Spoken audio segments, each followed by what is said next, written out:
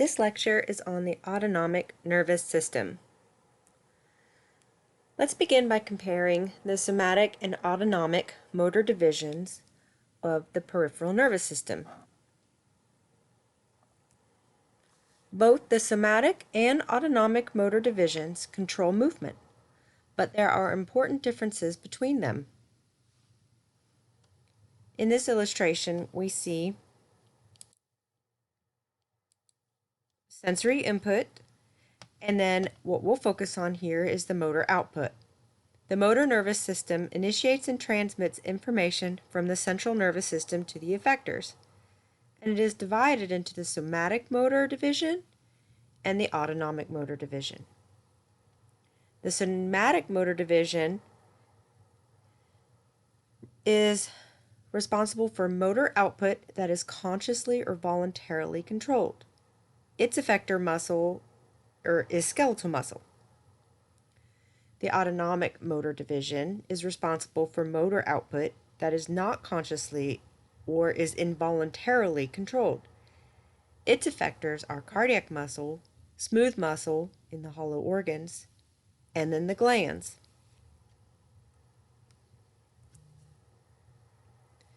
The somatic nervous system is typically voluntary. Voluntary motor command originates from the primary motor cortex. Reflexive motor command originates from the brainstem and spinal cord nuclei.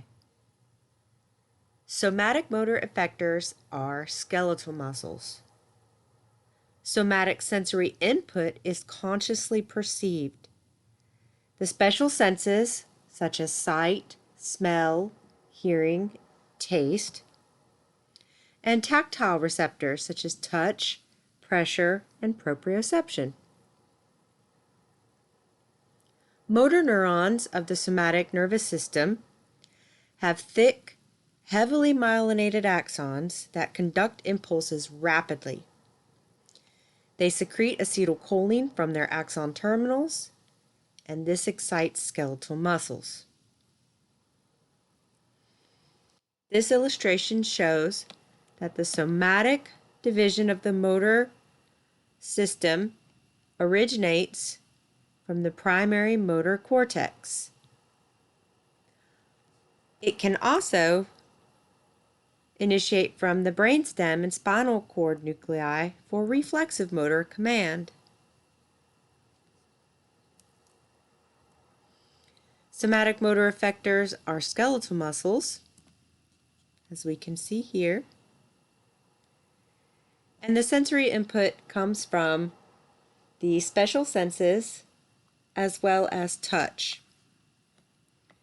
Somatic motor neurons are heavily myelinated and conduct impulses rapidly, and they secrete acetylcholine from their axon terminals, which excites the skeletal muscles.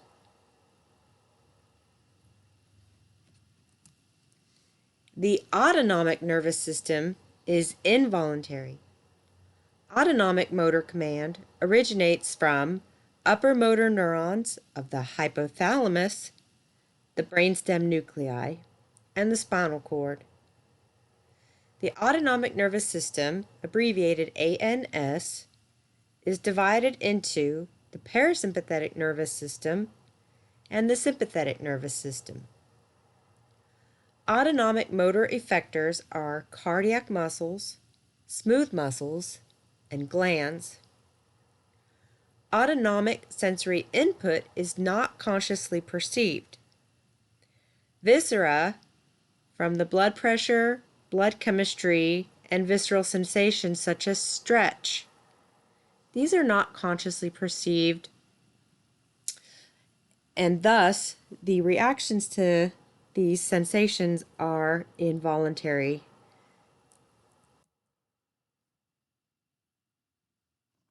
The autonomic nervous system stems from the hypothalamus, brainstem, and the spinal cord. The hypothalamus is the integration and command center for autonomic functions, and it is also involved in emotions. This is why I stated earlier that stress can affect the autonomic nervous system, because stress will affect the hypothalamus. The brainstem will contain major autonomic nervous system reflex centers, particularly those for reflexive motor command of the organs, also breathing, heart rate, blood pressure. The spinal cord will contain autonomic nervous system reflex centers for defecation and urination.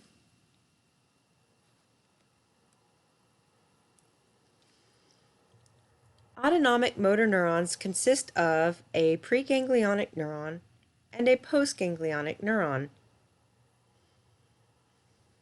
The preganglionic and postganglionic neurons synapse at a ganglia. Motor neurons have thin, lightly myelinated or unmyelinated axons that conduct impulses slowly. Preganglionic neurons will secrete acetylcholine. Postganglionic neurons secrete either acetylcholine or norepinephrine, and this can excite or inhibit the effector organs. So here we see that in the autonomic nervous system, the preganglionic neurons are lightly myelinated, and when they synapse at the ganglia, they will secrete acetylcholine regardless of whether they are in the sympathetic or parasympathetic division. Here we see a preganglionic neuron synapsing directly with the adrenal gland in the sympathetic nervous system, and it still secretes acetylcholine as its neurotransmitter.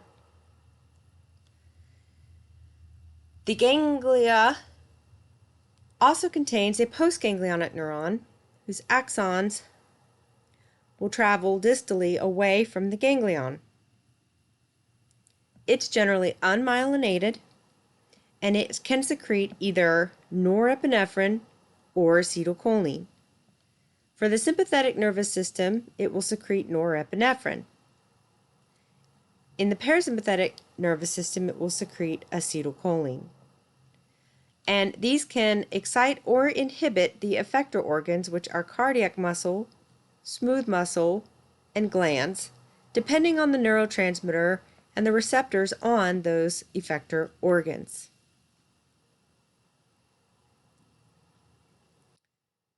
Now let's look more closely at the anatomy of the autonomic nervous system.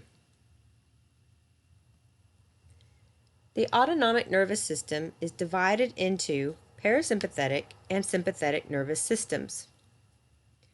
Parasympathetic and sympathetic divisions have complementary functions. The parasympathetic division is for resting and digesting. This conserves energy and replenishes nutrients. The sympathetic division is for fight or flight, and this is used for exercise, excitement, and in emergencies. Homeostasis is a dynamic balance between the autonomic branches.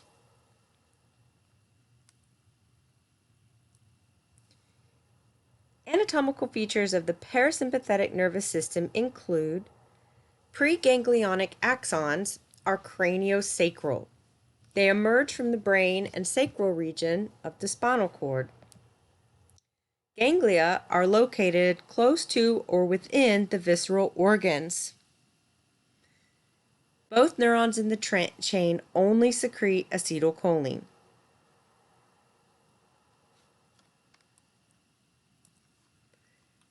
There are several important parasympathetic nerves.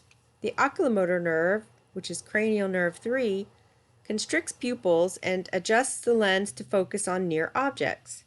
Because when you are resting and digesting, you are able to focus on objects close to you, such as your food that you are eating, the people you are conversing with,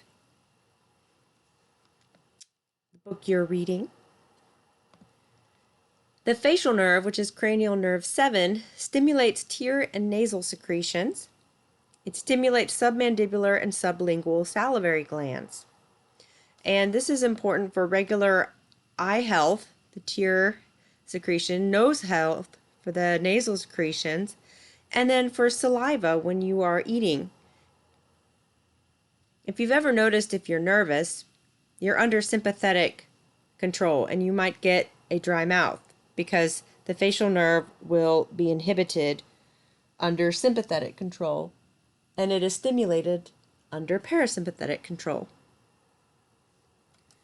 The glossopharyngeal nerve, cranial nerve number 9, will stimulate parotid salivary glands. So again, saliva production. Vagus nerve, cranial nerve 10. This is the most important cranial nerve for the parasympathetic functions, and its very important functions include slowing and regulating the heart rate and breathing rate, stimulating digestive actions of the abdominal organs, and storing carbohydrates for energy conservation. Then we have the sacral nerves, which are the pelvic splanchnic nerves, S2 through S4, and these stimulate urination and defecation, as well as penile and clitoral erection. Here's the craniosacral nature of the parasympathetic nervous system.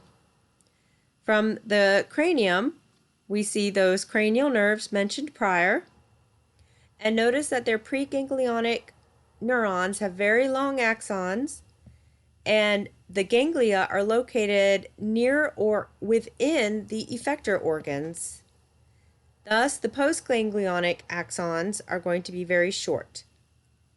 Both of the axons will secrete acetylcholine, the preganglionic and the postganglionic. Now let's look at anatomical features of the sympathetic nervous system. Preganglionic axons are thoracolumbar, meaning they emerge from the thoracolumbar region of the spinal cord. The ganglia are located close to the spinal cord. Preganglionic axons will secrete acetylcholine, and postganglionic axons will secrete norepinephrine and or epinephrine. So here we see the ganglia, and then here is the preganglionic neuron that synapses directly with the medulla and of the kidney, the adrenal gland, and we see that the preganglionic neurons both secrete acetylcholine. However, norepinephrine will be released by the postganglionic axon, and here in the case of the adrenal medulla, we can secrete both epinephrine and norepinephrine. Epinephrine is actually derived from norepinephrine. Sympathetic activity engages in what's called mass activation. This means that axons emerging from the ganglia travel within the spinal nerves and innervate all regions of the body. For example, goose pimples simultaneously occur all over the body. Exercise or fear can stimulate changes in many organ systems all at the same time. Sympathetic stimulation of the release of the adrenal medulla hormones innervates the entire body. So this gets your entire body revved up and ready for action in a fight or flight situation. This illustration shows the thoracolumbar nature of the sympathetic preganglionic neurons. So here are the ganglia that are close to the spinal cord. There are some ganglia that will belong to the splanchnic nerves that are going to be a little further away from the spinal cord. Splanchnic nerves are going to be found in the abdominopelvic cavity. That's what splanchnic means, the gut.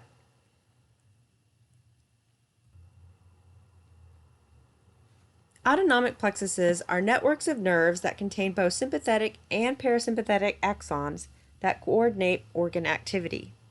There are 4 autonomic plexuses mentioned here: the cardiac plexus, pulmonary plexus, esophageal plexus, and the enteric nervous system.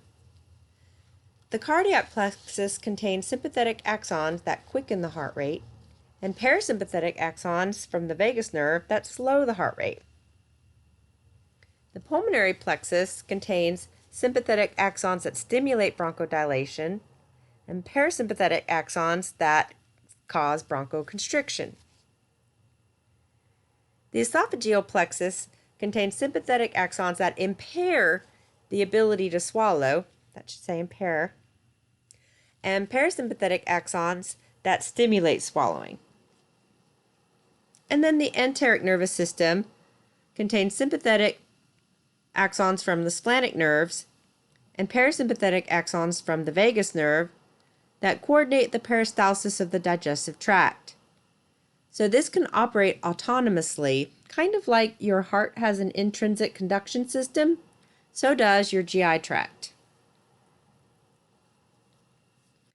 This illustration shows the cardiac plexus, which works to control your heart rate by stimulating and inhibiting heart rate as needed. The esophageal plexus, which helps to stimulate or inhibit swallowing as needed. The pulmonary plexus, which will help to stimulate bronchodilation and bronchoconstriction to aid in breathing. When you have bronchodilation, you're able to take a deeper breath versus bronchoconstriction, meaning that, you're not needing to breathe as deeply, you're resting. Then we have the enteric nervous system, which contains nerves all around the digestive tract that will influence peristalsis. The sympathetic nervous system usually inhibits the GI tract, and the parasympathetic nervous system will excite the GI tract to help aid in digestion. And now let's look at the physiology of the autonomic nervous system. The main neurotransmitters of the autonomic nervous system are acetylcholine and norepinephrine. There are two types of receptors that will bind to acetylcholine and norepinephrine. Cholinergic receptors bind to acetylcholine, and adrenergic receptors bind to norepinephrine. Cholinergic receptors are located in all autonomic nervous system ganglia, because remember, all preganglionic neurons release acetylcholine. Cholinergic receptors are also found in all parasympathetic effector glands and organs, because the parasympathetic division only releases acetylcholine. And cholinergic receptors are also found in sympathetic effectors such as sweat glands and blood vessels in the skeletal muscle. Adrenergic receptors, which bind to norepinephrine, are found in most sympathetic effector glands and organs. Because recall that although the pre-ganglionic axon will release acetylcholine, the post-ganglionic axon will release norepinephrine or epinephrine. And those will bind to the adrenergic receptors. Okay, so here is the parasympathetic pathway, which is a lot simpler than the sympathetic pathway, because the parasympathetic pathway is all about the acetylcholine. So here we see that the preganglionic axon will release acetylcholine, and then the ganglia will have the nicotinic receptors that will respond to the acetylcholine. And then the postganglionic axon will release acetylcholine in the parasympathetic pathway. These muscarinic receptors and the nicotinic receptors are both cholinergic receptors. So there's acetylcholine and cholinergic receptors all the way along the parasympathetic pathway. Now, when we get to the sympathetic pathway, we see that there are three options. In the first option, the preganglionic axon will release acetylcholine, as is standard. The nicotinic receptors are going to be in the ganglionic neuron, and they are going to be excited to release the acetylcholine out of the postganglionic axon, and they will target muscarinic receptors, which is another type of cholinergic receptor. So here we see that acetylcholine can be secreted by the neurons, both preganglionic and postganglionic, in this particular sympathetic pathway. This middle one is going to be one of the most common ways that it happens, though, because here we see the preganglionic axon releasing acetylcholine, binds to the nicotinic or cholinergic type of receptors in the ganglia, and then the postganglionic neuron will release norepinephrine, which will bind to adrenergic receptors. And then in the last scenario, we have a preganglionic axon that will directly stimulate the adrenal medulla cells, as I've mentioned before, and that will release acetylcholine, which will stimulate cholinergic receptors, the nicotinic receptors on the adrenal medulla cells, and then the adrenal medulla is what will release the norepinephrine and epinephrine as a hormone that goes into the bloodstream and travels around the entire body. So there are two main types of cholinergic receptors, and we just got an idea of that in the previous slide. We've got nicotinic receptors and muscarinic receptors. So the nicotinic receptors are located within all the autonomic nervous system ganglia, on the adrenal medulla, and within skeletal muscles, and they are always excitatory. Muscarinic receptors will be located on all parasympathetic effectors, and they can be excitatory or inhibitory. They will be inhibitory in the heart, where they will slow the heart rate, and they will be excitatory in the GI tract, which will stimulate digestion.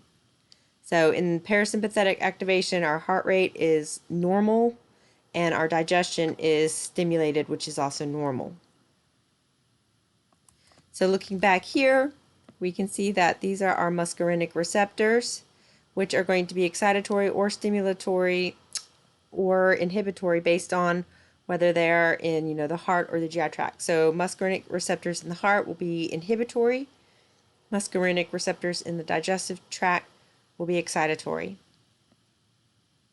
And then here we see the nicotinic receptors in the ganglionic neuron, and we just learned that nicotinic receptors are always excitatory. Adrenergic receptors will bind to norepinephrine and epinephrine. Norepinephrine is the most common neurotransmitter in the sympathetic nervous system. Norepinephrine will bind to alpha-1 and 2 receptors, which are located on arteries and regulate blood pressure. Alpha-1 stimulates vasoconstriction. Alpha-2 inhibits vasoconstriction.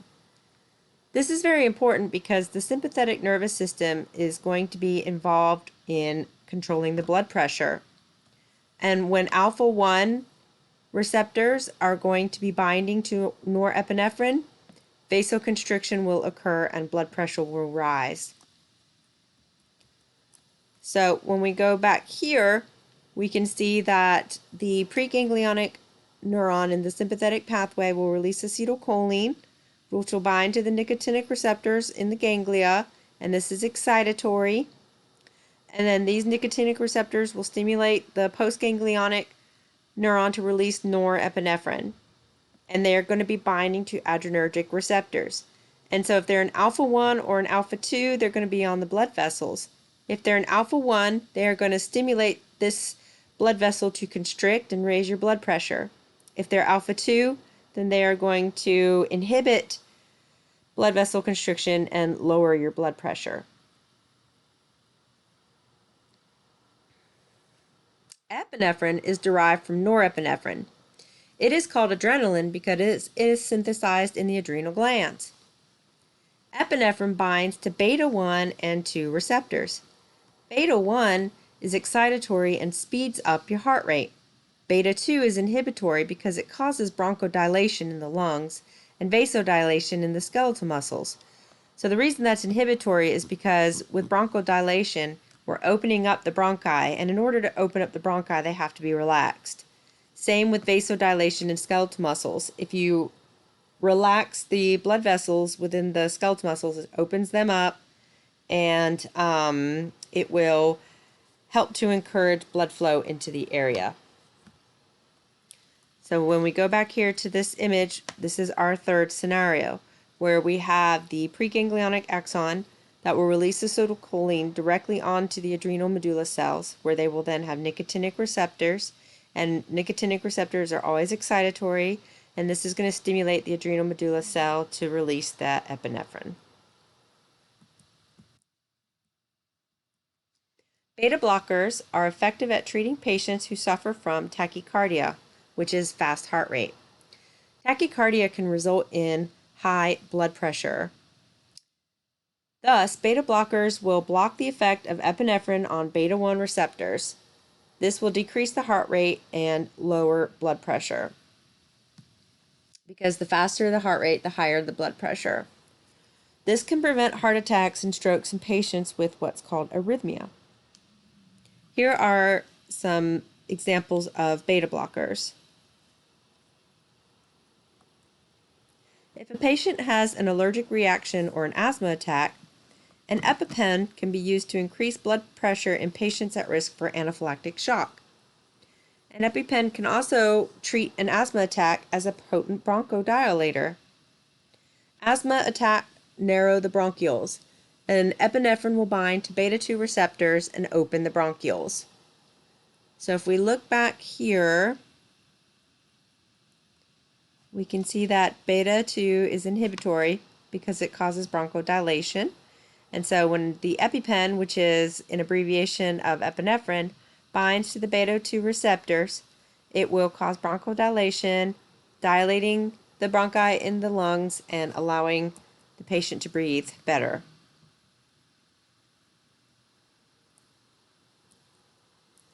Dual innervation occurs when both parasympathetic and sympathetic neurons continuously release neurotransmitters to regulate the excitation or inhibition of effectors. So that's a long-winded way to say that dual innervation means that each organ is going to have a parasympathetic axon and a sympathetic axon connecting to it. This generates autonomic tone, which is the regulation of organ function by both divisions. However, sometimes only one division will innervate a certain organ. For example, the dilator muscle of the iris is exclusively under sympathetic control, and this will dilate your iris and let more light in during the stress response. That way you can see in further distances. Vasomotor tone generates blood pressure and is exclusively under sympathetic control, those alpha 1 and alpha 2 receptors there. The sympathetic nervous system controls blood pressure. Blood vessels are usually in a partially constricted state due to vasomotor tone. Vasoconstriction occurs with the stimulation of the alpha 1 receptors. Vasodilation occurs with the stimulation of alpha 2 receptors because that helps to lower the blood pressure and inhibits the alpha 1 receptors. In this illustration, we see that vasoconstriction occurs when there is strong sympathetic tone. So here we're seeing a lot of impulses coming from the sympathetic neuron. We then have smooth muscle contraction in the blood vessel leading to vasoconstriction, and that increases blood pressure. Vasodilation occurs when there is weaker sympathetic tone. So here we have less nerve impulses coming from the sympathetic neuron. This causes the smooth muscle to relax and open up the blood vessel, called vasodilation, and that lowers the blood pressure. The blood pressure obviously has a set range. I know mine is usually 115/75. Reynold syndrome occurs when there is a sudden constriction of small arteries in the digits. This can occur due to the exaggerated local sympathetic response. It can be triggered by cold or emotional stress and results in the loss of normal hue of distal skin. It's accompanied by pain and is more common in women. I've actually had a lot of students who have exhibited the symptoms of Reynold syndrome, and they learn what it's called because of this particular slide. Commonly, the two divisions oppose each other and generate antagonistic effects. So let's look at the illustration and see what the parasympathetic division does for each effector versus the sympathetic division. So we'll go from the eyes down to the genitalia. So in the eyes, the parasympathetic will constrict the pupil, which is better for close-up vision. The sympathetic division will then dilate the pupil, which is better for seeing long distances, which is something you'll need to do if you're looking for danger. The parasympathetic division will stimulate tear glands, allowing your eyes to water. The sympathetic division has no effect on tear glands whatsoever. The parasympathetic has a strong stimulation of salivary flow because you need saliva in order to ingest food. The sympathetic division will have weak stimulation of salivary flow because you're not going to generally want to eat when you're under stress. Some of us do stress eat. That's a crisscross path, I guess. But generally, when you're really, really nervous, you're going to get dry mouth when you're under sympathetic division. The parasympathetic division will inhibit your heart and dilate your arterioles, and so it will slow down your your heart rate and lower your blood pressure. Whereas the sympathetic division will accelerate your heart rate, constrict your arterioles, so speed up your heart rate and raise your blood pressure. Parasympathetic will constrict bronchi, whereas sympathetic dilates bronchi to help you breathe so that you can, undergo whatever endurance activity you might have to do under stress. The parasympathetic is going to stimulate digestion. So here we're going to stimulate the stomach motility. We're going to stimulate the secretion of the gastric juices. We're going to stimulate the secretion of the pancreatic enzymes and hormones. And we're also going to stimulate our intestinal motility, so that peristalsis. Whereas when we're under the sympathetic division and under stress, the sympathetic division is going to inhibit the stomach motility, so we're not going to really be digesting. It's going to inhibit the gastric juices. It's going to inhibit the pancreas secretions, and it is going to, inhibit the adrenals. It's a little random there. Oh yeah, let's go down to the intestinal mobility. There you go. Let's stick with that. That's going to be another digestive thing that it inhibits. So digestion is going to be put on the back burner when you're under extreme stress. The adrenal medulla, however, is going to be secreting that norepinephrine. And I think what happens here with decreasing the adrenals, it's going to mess with like glucocorticoid levels and mineralocorticoid levels. So when you get to the endocrine system, just keep that in mind. Lastly, we're down into the genitalia and bladder area. So for the parasympathetic, it's going to contract the bladder and lead to urination. Whereas in the sympathetic division, it will relax the bladder, inhibiting the bladder, and thus will help you to kind of forget about the fact that you might have to go pee, because when you're under stress, you don't got time to go pee, right? And in the case of sexual activity, the parasympathetic division is going to stimulate erection, and the sympathetic is going to be the one that stimulates ejaculation. So this is actually called a cooperative effect here, and they work together to complete the sexual act. And that's what's mentioned here. Cooperative effects occur when both divisions function as part of an overall response. That's one of the reasons why stress will affect sexual activity, because if you are stressed out, then you are under sympathetic control and are unable to undergo an erection.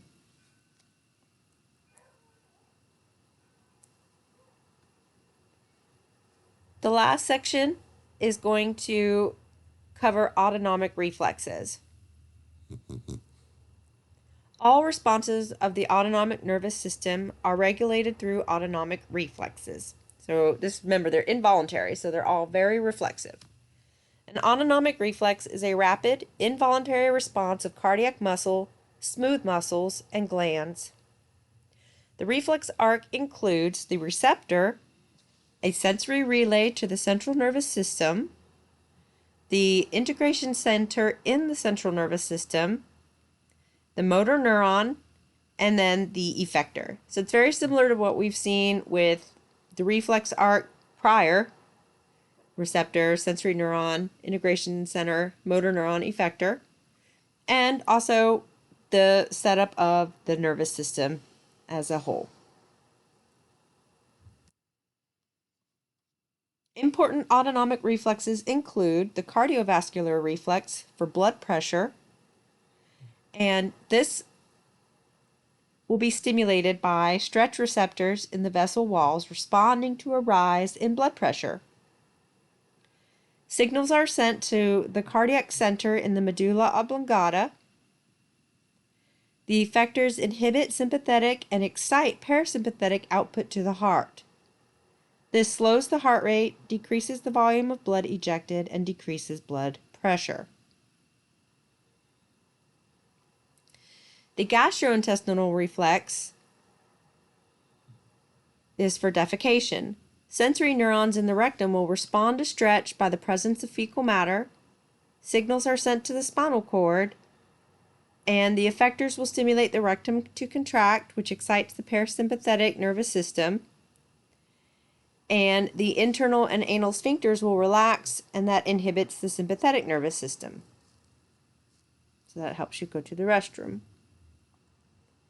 We have to learn to fight this response, and that is called continence. If when you age and you lose the ability to control this reflex, if you will, then it can lead to fecal incontinence.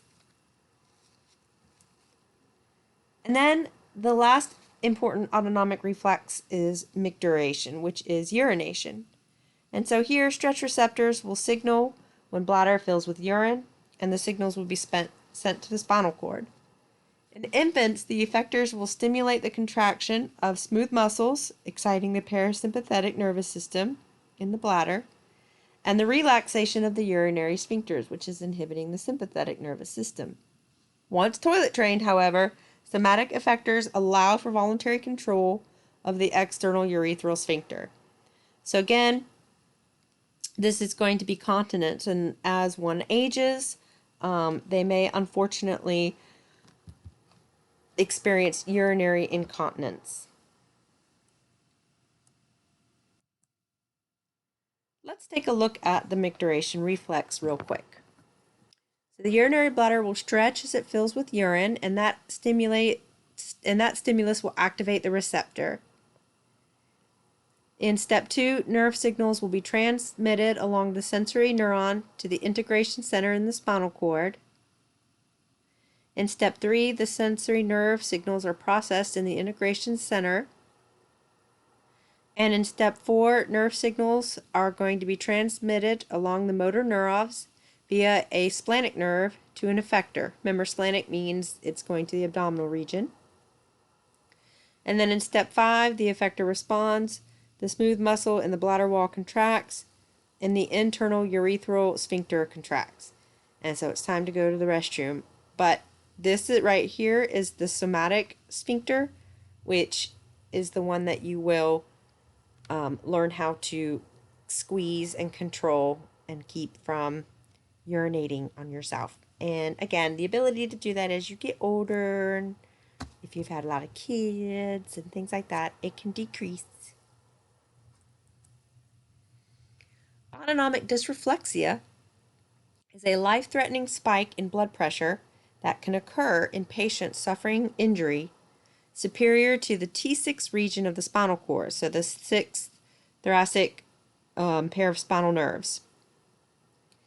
The initial response to the injury is spinal shock with a loss of autonomic reflexes and a drop in blood flow. Within the first year after injury, hyperactivity of the autonomic nervous system can occur due to an abnormal response to the lack of innervation. This is called Denervation Hypersensitivity. So an example of this is the involuntary relaxation of the internal urethral sphincter due to spinal cord reflexes will spike blood pressure. So that's something that you wouldn't think would lead to a spike in the blood pressure, because we learned that the internal urethral sphincter will relax, and so we're going to basically inhibit the sympathetic nervous system here and relax the internal urinary sphincter. So that's a normal reflex. However, in autonomic dysreflexia, dys means abnormal, we're going to get an abnormal reflex response from that, and our blood pressure might spike to critical levels. And this stimulates a sympathetic reflex where systematic vasoconstriction below the injury site is accompanied by an exaggerated increase in blood pressure, and that can lead to a stroke. Very dangerous. So here are the causes of autonomic dysreflexia. It's a medical emergency to individuals with spinal cord injury at the neurological level of T6 or above. It's usually caused when a painful irritation occurs below the level of the spinal cord injury. It can present with a variety of signs and symptoms, which can vary from mild to severe discomfort. The causes will include distension due to catheter blockage or kinking, urinary tract infection, bladder stones, constipation, hemorrhoids, a fissure, having a bowel care performed, a pressure ulcer, tight clothing, ingrown toenail, a blister or a burn, scrotal compression, sexual stimulation, childbirth, menstruation. Emergency treatment, signs and symptoms are recognized.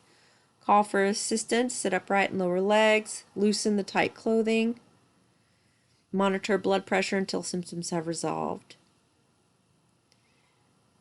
Common causes to exclude or treat first are bladder distension and constipation.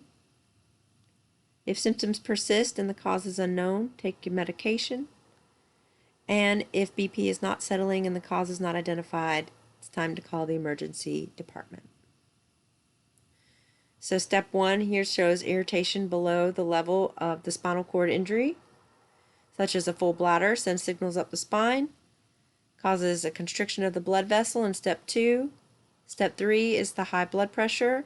Step 4 carries signals to the brain. Step 5, a slow pulse and dilation of blood vessels above the injury level is an attempt to compensate for the rise in blood pressure causing symptoms. Step 6, attempted compensation message cannot pass through the spinal cord and blood pressure continues to rise. Take life as it comes, run when you have to, fight when you must, rest when you can. A quote from LIS. Thank you for listening. Have a blessed day.